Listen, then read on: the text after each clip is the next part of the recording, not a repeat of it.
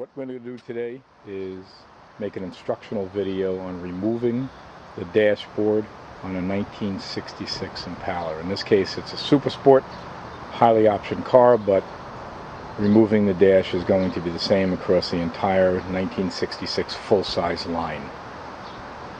First thing I always recommend is removing the battery cables to avoid any mishaps with shock or with fuses blowing or blowing out any circuits. Okay, both battery cables removed. You can see from the underhood light that's off, no more electricity running through the car. In this case we have a tilt telescopic steering wheel, which makes it easier for removal. In your case, if you don't have a tilt wheel, you may have to loosen up the two bolts holding the steering column on and slightly move it down a bit. I'm going to go over the screws that are going to have to be removed. Close-ups right now because you're not going to be able to see them while I'm doing them as well. So, here we go.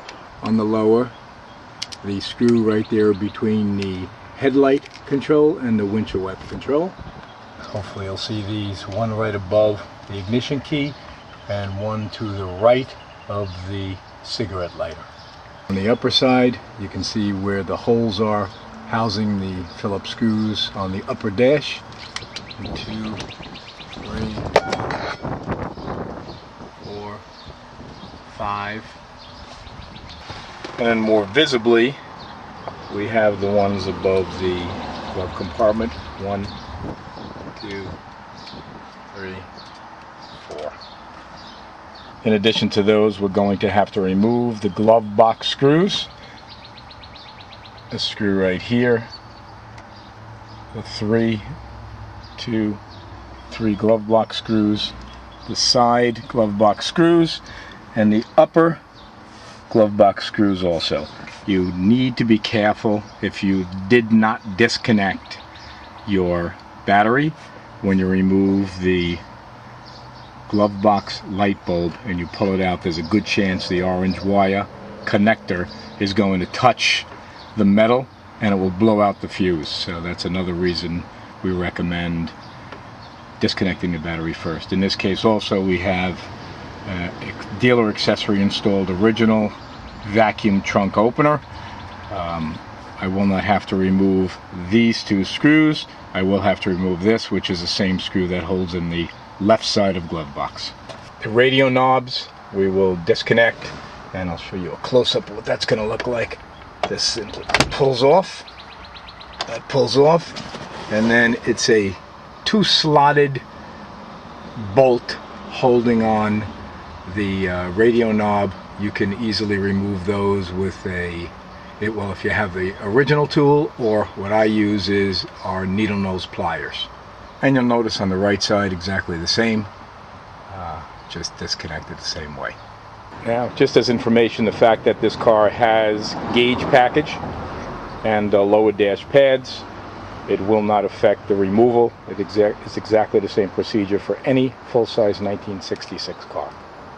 One other item that you cannot see is the speedometer cable, which you will reach under the dash, and it actually has a thumb turn screw. You can turn it with your fingers, and then you'll pull it out towards the motor. What you also can see is which is right above right around the left signal arrow. You'll reach underneath, and it's a connector that has push pins on the top and the bottom. You'll depress those two, and it also pulls out right toward the motor. One more thing, the tools necessary, very simple. Needle nose pliers. I do have a longer tooth needle nose pliers in there for removing the radio screws. The pair of pliers is because I have the spring ring battery cables. Phillips, smaller Phillips, and a 1/4-inch drive. Alright, let's get started.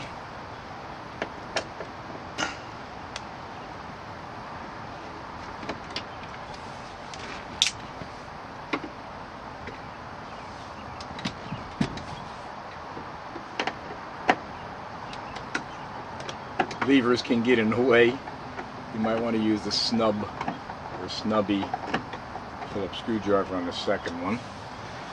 As you can see, I have a tray to keep the screws in. We don't want to lose those.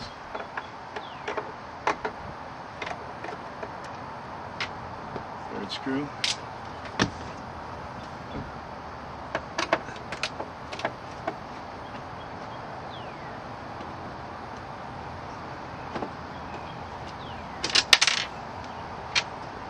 Fourth screw.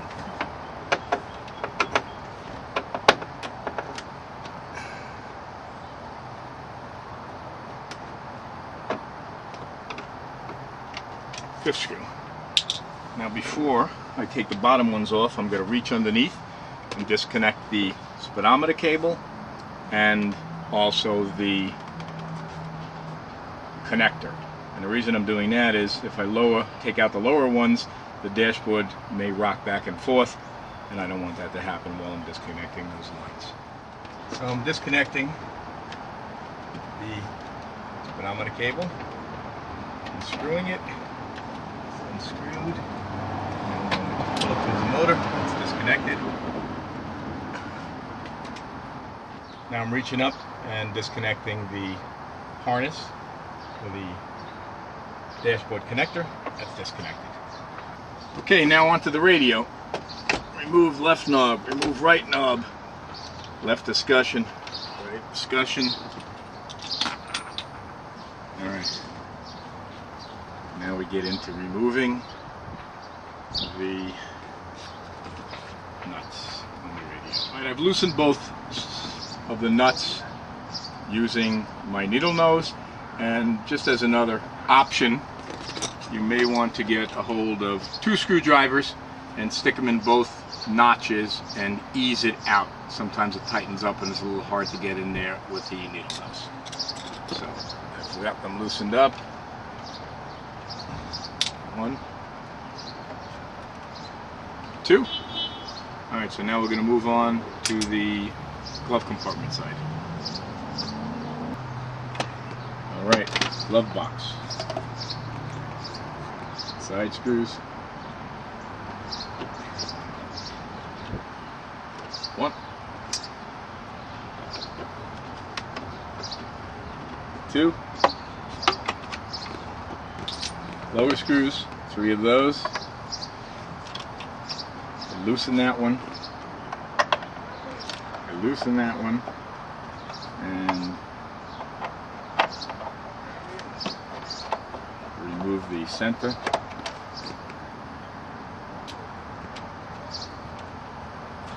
And the rest.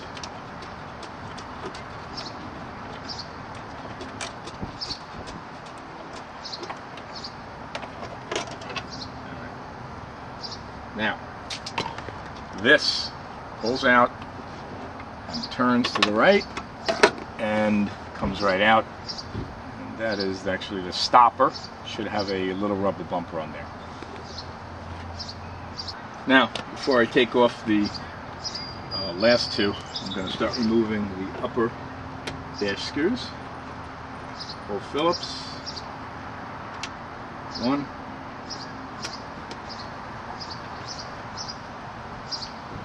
2.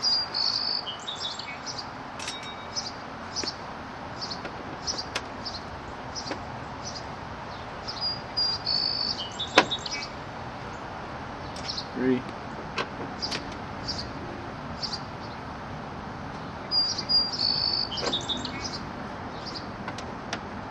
4.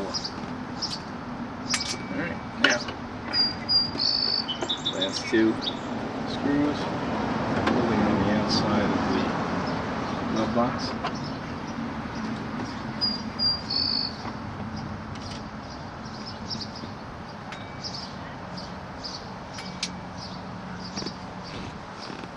Now, what I told you on the glove box light. What you want to do is reach in, pull out the bulb, pull out the connector, then push this through. And if you did not disconnect the battery, put black tape all over this connector. thoroughly, because if it touches any of the metal, it'll ground out and blow out the fuse. Alright, also using the snubby now on the upper glove box screw, 2.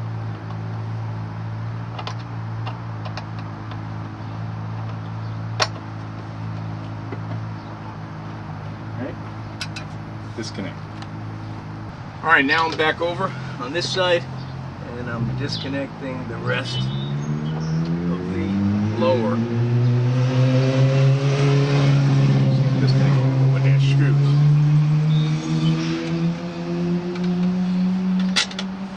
Longer.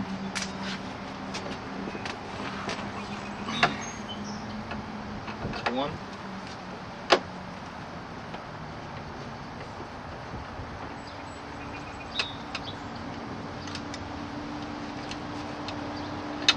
Two.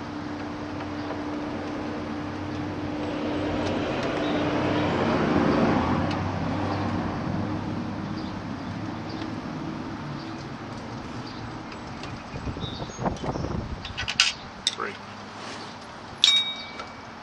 So now it's a matter of pulling this slowly out. The dash, you see how it disconnects, and folding it forward toward me. Make sure your radio controls have been disconnected and it slides through.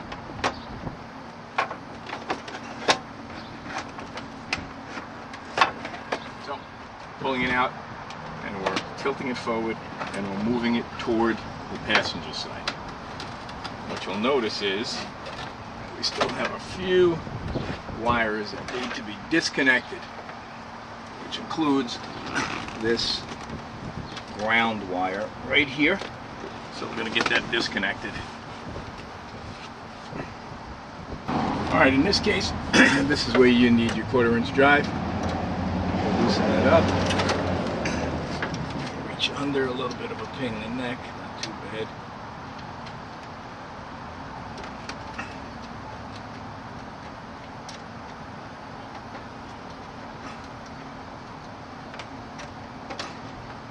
Alright, disconnect that.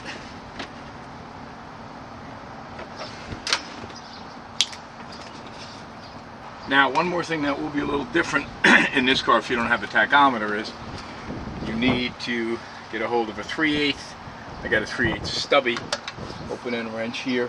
Disconnect the 3/8 inch nut. And lock washer. And disconnect the pink connector. That's part of the tachometer. In addition to that, you have one other connector that slides right out.